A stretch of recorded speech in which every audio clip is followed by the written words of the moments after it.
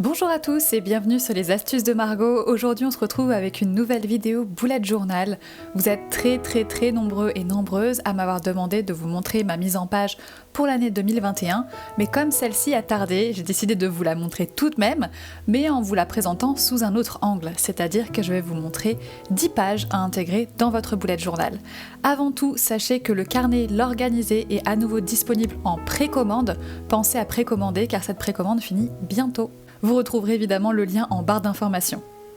Première page à intégrer impérativement à votre bullet journal et même à votre carnet, journal, agenda, c'est une page de contact. Moi ici je la prends de 0 puisque j'ai une page vierge, la totalité de ce carnet est vierge à la base et j'ai décidé de juste venir y intégrer un petit message. Ce bullet journal est aimé, si vous me trouvez, contactez, 3 petits points.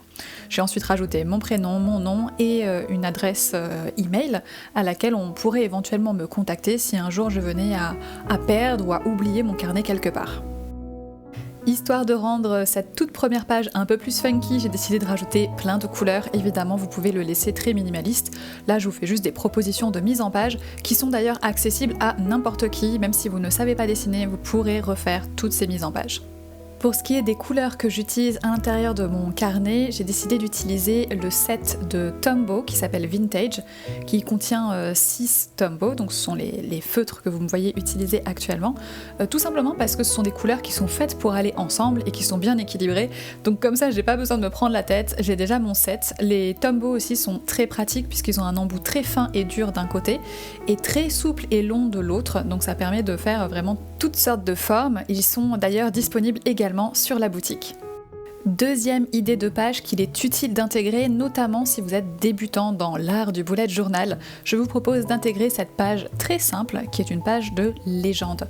Vous allez pouvoir venir y inscrire justement les symboles que vous allez utiliser tout au long de votre bullet journal et qui vont vous permettre de gagner énormément de temps, puisque vous avez juste littéralement un voire 2 traits à faire pour chacun de ces symboles, et également à gagner en clarté, puisqu'ils vont représenter à eux tout seuls une tâche, une note, quelque chose d'important, quelque chose d'urgent, etc.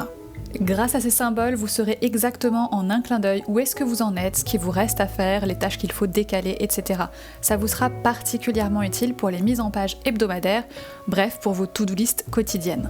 Nouvelle idée de fond à utiliser, de mise en forme à donner à vos pages. Ici, je viens faire comme si j'avais un petit bloc en fait d'épingler à mon carnet, donc comme si on était sur une note épinglée à un mur pour cette zone de légende. C'est simplissime, ça prend 2 secondes. Le stylo que j'ai utilisé, c'est un stylo à pointe très large, un surligneur de la marque Staedtler qui fait partie également d'un set qui s'appelle Vintage, qui est aussi disponible sur la boutique. Pour cette nouvelle page, cette page-là, elle est indispensable à tout bullet journal. Je le répète, elle est indispensable à tout bullet journal. Même moi qui ai vraiment l'habitude, c'est vraiment une page dont je ne me passe plus.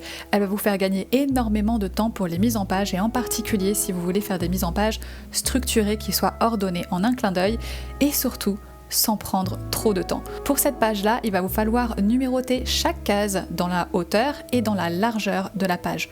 Donc moi j'ai 41 cases en hauteur et j'en ai 29 en largeur. À partir de ce moment-là, vous allez pouvoir diviser votre page en plusieurs sections. Donc moi en rose clair, j'ai mis ce qui correspondra à des quarts et en rose plus soutenu à des tiers. Avec le bleu turquoise, je viens marquer le centre de ma page. Ce sera beaucoup plus facile pour moi pour le retrouver à l'avenir. Je sais maintenant que c'est à 15-20. Sur l'ensemble de cette page-là. Je viens juste lui donner un petit nom, histoire de combler ce vide, et je passe à ma page de droite, qui n'est pas essentielle, mais qui est agréable à regarder. C'est juste la page 2021, donc qui marque vraiment le début de mon bullet journal annuel, on va dire, bien que celui-ci commence au mois de mars.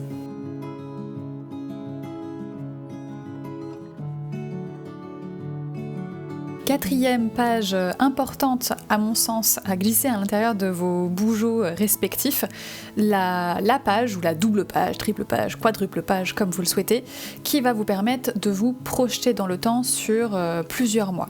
Donc on appelle ça le futurologue. Moi cette fois-ci j'ai décidé de le faire sur 2 doubles pages, d'habitude je la condense en une seule double page, mais bon, je suis vite à l'étroit, donc cette année j'ai décidé de le faire en 2 doubles pages. Évidemment, mon année dans ce bougeot-là, commençant en mars, je n'ai que 10 mois de l'année et pas 12, donc j'ai réparti 5 mois sur chaque double page, ce qui me permet de me faire une marge bien plus large que ce que j'aurais fait en temps normal. Si vous commencez votre bullet journal réellement sur 12 mois, il vous suffit de mettre vraiment 3 mois sur chaque page en fait, donc ça vous fera bien 12 mois au total. J'espère que vous m'avez suivi.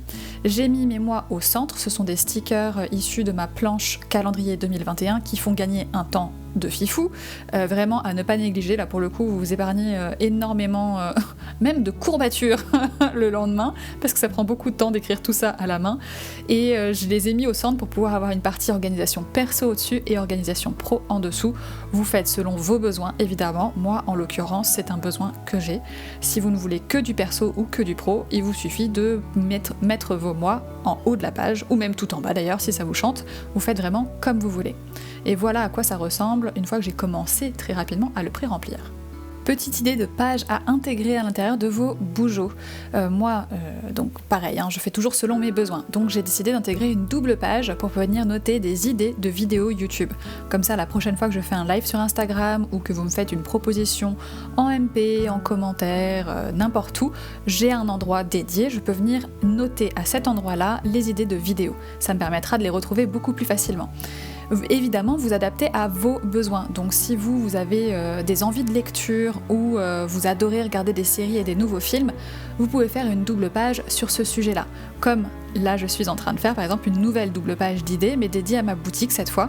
Donc c'est une double page sur laquelle je vais pouvoir vraiment mettre toutes les idées que j'ai de développement, de nouveaux produits, de nouveaux projets, de choses dans lesquelles j'aimerais investir, etc. Vous faites selon vos propres besoins. C'est vraiment le principe du bougeot, c'est pour ça que c'est super bien.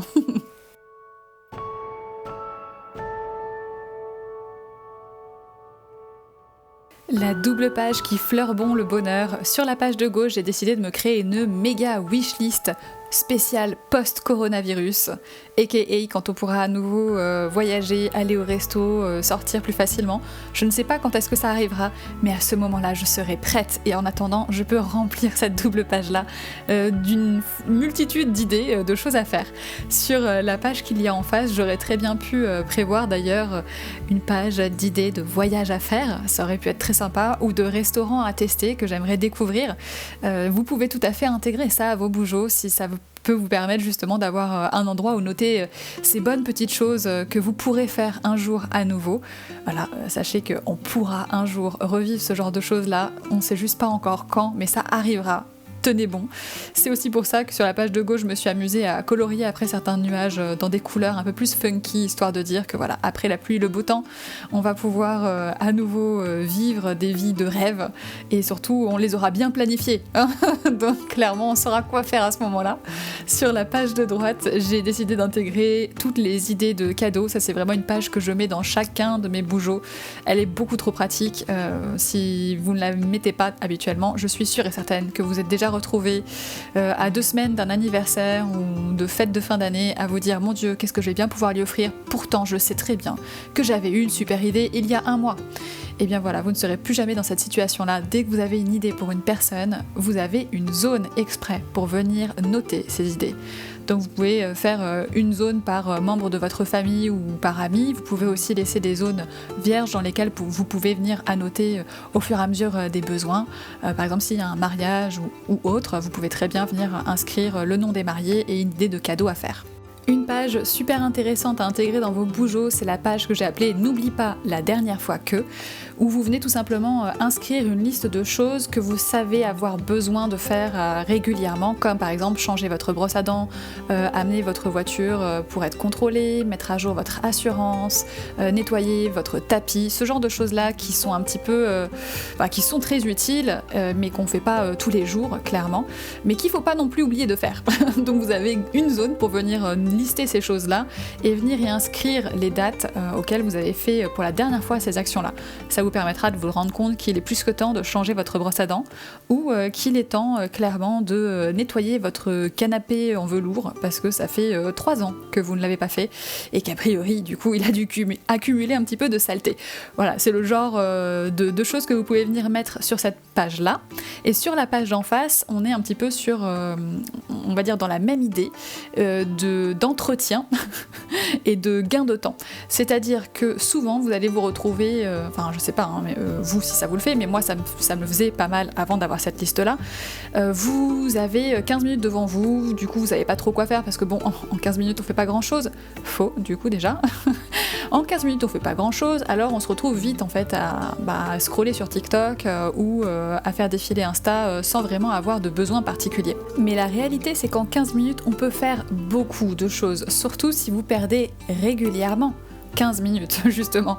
Donc sur ces 15 minutes là, pour éviter d'avoir à vous demander justement ce que vous allez bien pouvoir faire, ici vous allez venir inscrire plein de choses que vous pouvez faire en 15 minutes ou moins. Vous pouvez vous amuser à faire une méga liste sous forme de 2, 3 ou 4 colonnes différentes.